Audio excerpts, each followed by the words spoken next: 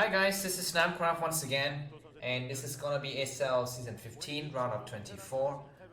Loser sets between Soma and mine. Soma lost to Ample in a very surprising upset in the first game, and mine loses in a predictable manner to Best, who then went on to defeat Ample to be the first one to qualify for the round of 16. So, anyways, one Protoss through in this group, I think that's good news. Bisu's already qualified. Mini's out, but no matters. I mean, Protoss has always been underrepresented at both the upper and the lower houses, anyways, of Parliament. So it's gonna be, oh, those girls are beautiful, but I should not look at beautiful girls anymore. They only bring pain. All right, let me read you some of my writings. Okay, so if you don't like it, you can mute the volume. So this short piece is called "Memory of a Memory." I might have spoken or written briefly on what I've termed references of a reference or memories of a memory. It basically starts off like this.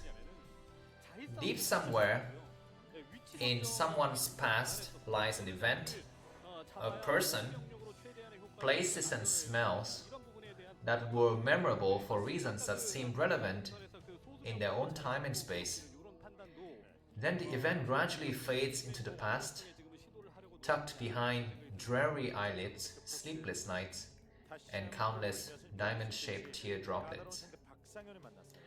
Whatever pain or happiness or feelings that were associated with the event also in their turn move beyond the person's consciousness, and he forgets. But then something miraculous happens. The memory of that event, that place, or that person doesn't exist alone. It comes with what I'll call connectors, which are properties of the memory that can be conceptualized outside of the memory itself, but so happen to have coexisted with it. Because of their independent existence, connectors do not die out like the memory does. And very rarely when the person experiences something in the present that contains the very same connectors, he might be momentarily teleported back to the memory that seemed to have been erased from his mind. At that very instant, everything comes back. Every vivid detail, hurt and regret, tears and thoughts, and numb fingers, and words of love and hate. Fortunately, most people's minds have limits. The teleportation process can only take place given the person's awareness of the connectors linked to the memory in the past. These associations are by themselves governed by the rule of memories. Eventually, the person is no longer able to recall which connectors are related to the event, and so hopefully with time, he will no longer have to deal with these violent collisions of past and present. With a bit of luck, all linkages and associations eventually wither away, leaving the person finally free of his memory. However, there are a few individuals for whom this eventualization is never achieved. On rare occasions, the effect of the memory on the person is so great, the frequency of recollection so often, that the association between the connectors and the memory takes a long time to die out. And here is where the term memories of a memory comes into play. For the holders of these very damaging memories, these moments of relinkage may be so violent that they transcend from merely being recollections of the memory to being memories themselves, with their own connectors and linkages. Now, as time passes and the person is fortunate to no longer be reminded of the original event, he is still at a very great risk of being reminded of the resultary memories, the recollection of which will instantaneously lead him back to the very first memory, and With it comes the original pain and misery, vivid details of hurt and regret, of finger biting and mourns of grief. I sometimes feel sorry for those people, unable to escape the chains and locks of the past. But hey, there might just be one or two people among them who enjoy reliving those intense moments again and again for free. They are drugged. They are drugged, unable to move forward, unable to invent. But after all, does it really matter? So that was a piece that I wrote a long time ago when I was still idealistic and romantic and humanist and all of these things. Let's read about something else.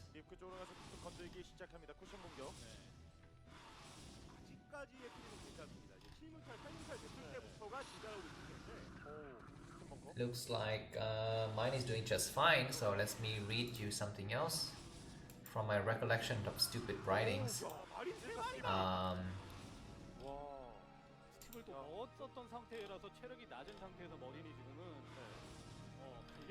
Okay, let's talk about the power of dreams. Okay,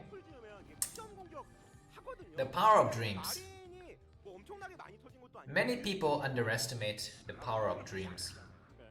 My math teacher in middle school used to say, "There's nothing to worry about in life. If you can't do it during the day, you can always do it later at night in your dreams." Of course, that didn't make any sense to me. It still doesn't. Dreaming about getting 100% in a math exam doesn't actually get me the grades, does it? There are three types of dreams. There are type A dreams, whose trivial details are so vague that you end up forgetting about them instantly upon re-entering the waking state. Even if they can be recalled, you quickly brush them aside, as they hold no valid consequences in real life. Then there are type B dreams, which are so beautiful, so magnificent and well planned that you regret having woken up. "Oh no, it was only a dream," you exclaim. You want to dive back to sleep, hoping to prolong it a bit further as to explore alternative endings to a well-made movie. Upon realizing the impossibility of such a feat, you weep instantly. Upon forgetting the slightest details of this dream, you feel as though you have lost a part of yourself. These dreamers are sometimes called shadow chasers. I have had type B dreams about 10 or 20 times in my life, I think. Every time it happens, my life goes into shock for at least a couple of days. And I have never been able to truly forgive myself for forgetting the slightest details of these dreams. For the ones I can still remember, I have noted them down to the tiniest description, going as far as compiling a book about them. Can you believe? In other words, I shadow chased. Finally, there are type C dreams, which I rarely have. The level of beauty and complexity of these dreams are so high that I'm instantly stripped of my wanton and carnal desires to reprocess them. Upon waking up, I exclaim, "How beautiful!" Yet I no longer want to go back to the dream.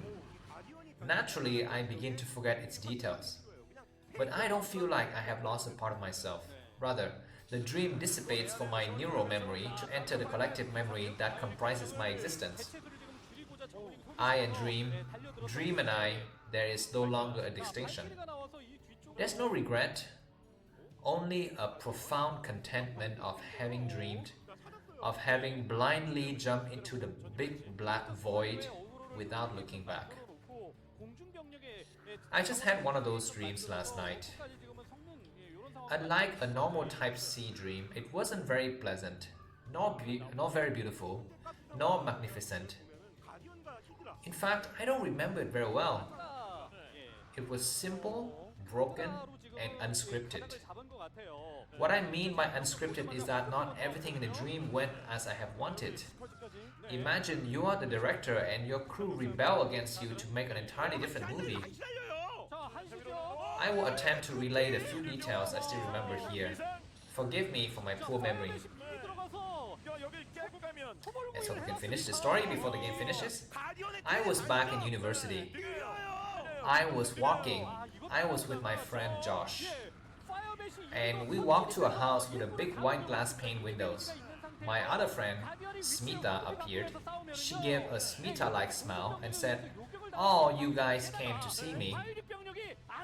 We entered, we ate cookies.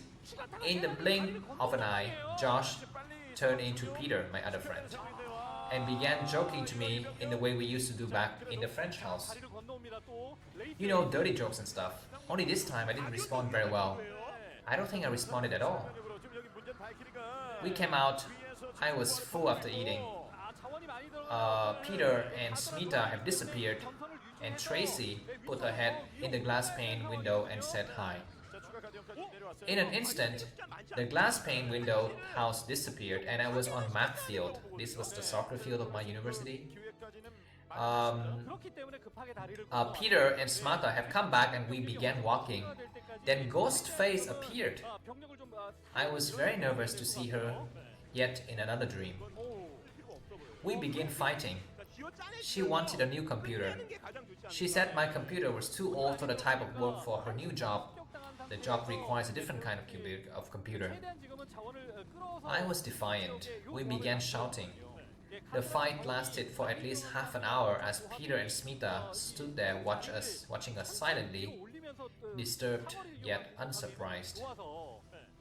In the end, we broke off, each going our separate ways, yet with every step in the opposite direction, we were taken closer and closer together. In the end, I turned around and Ghostface was crying. I have never seen her cry in a dream. It was horrible. And then, I don't know why, I swear to God I didn't script this, but she began biting her lips until they bled and screamed exasperatedly. Then why don't we just get back together? I think it must have been one of those moments where the actors forgot the lines and said something ridiculous, you know? Because instantly, we both started laughing and said, "No!" at the same time. And then, an extraordinary event happened. Everything and everyone disappeared.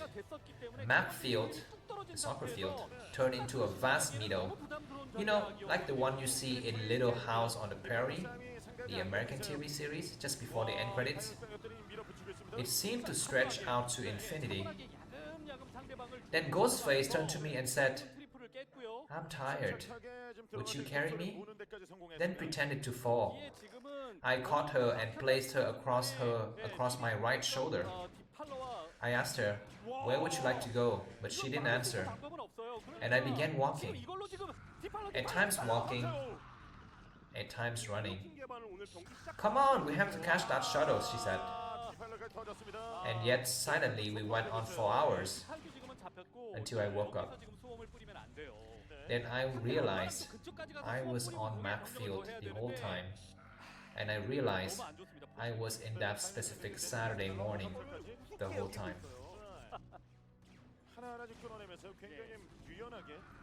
Okay, that's it for today. Let's take a look at this game. You're probably bored to death of my terrible attempt to be an écrivain, a writer. Looks like mine. Okay, right in time to witness the GG of who did the GG? Okay, it was mine, right? So it's gonna be Soma versus Ample in the final game, just in time for another reading. Thanks for your attention and see you soon. Bye bye.